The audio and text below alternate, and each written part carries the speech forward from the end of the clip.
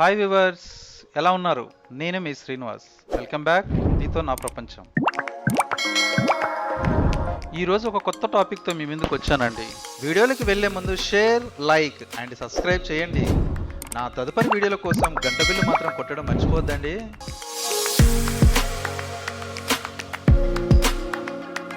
ఇప్పుడున్న ఈ కాలంలో కూడా వాళ్ళ కులదైవానికి ఎంత ఇంపార్టెన్స్ ఇస్తున్నారో చూపిద్దామని మీ ముందుకు వచ్చాను. గౌడిక లేదా గౌడి అంటే సంస్కృతంలో కళ్ళు అని అర్థం. వీరు వృత్తిని తల్లిగా భావిస్తారు. కాళ్ళకి బంధం, నడుముకు మోకు, వెనక లొట్టి, పక్కన కత్తుల పొది. నిత్యం చెట్లు ఎక్కి దిగే గీత కార్మికుల వేషం ఇది.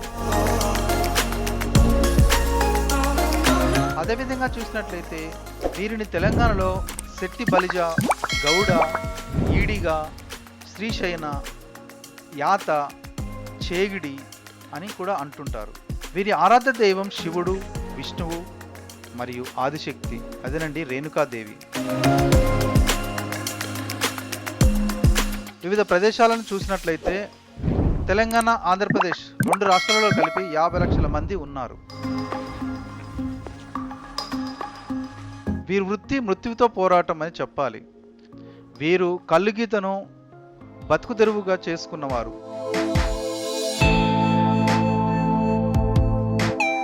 ఇక కళ్ళు చరిత్ర చూసినట్లయితే చాలా పురాణాలలో అమృతం అని, సురపాకం అని పిలుస్తూ ఉండేవారు. దీనికి ఆధారం శుక్రాచార్యుడు హిందూ పురాణాల చరిత్రలో ప్రస్తావించడం జరిగింది.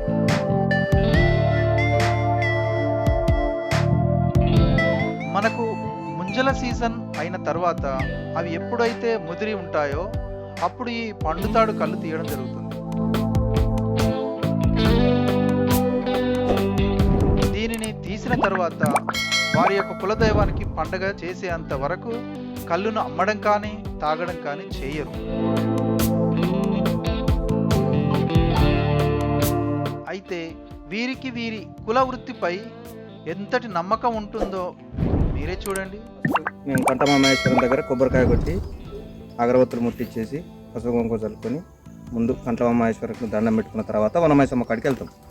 వనమైసమ్మ కాడ పండుదాడు కోసిన తర్వాత పండుదాడు కళ్ళు ఫస్ట్ కళ్ళు వచ్చిన తర్వాత తాడు మీదకి వెళ్ళి కళ్ళు తీసుకొచ్చి వనమైసమ్మ కాడ బూదించుకొని మా మోకు ముస్తాది గిట్టన్ని బూదించుకొని మా లొడ్డు గిట్ట బూదించుకొని తల్లికి కళ్ళు అరశాఖ ఆరబోసి కోడి పుంజును కోసుకొని ఆ తర్వాత కళ్ళు మా పాత కళ్ళలో కలుపుకొని కళ్ళు అమ్ముకుంటాం. ఇది మా కుల సాంప్రదాయ ప్రకారంగా చేస్తాం. ఇప్పటికీ ఈ రోజుల్లో కూడా ఈ కులదైవానికి విలువలు ఇచ్చేవారు ఉండడం అమోఘం, అద్భుతం.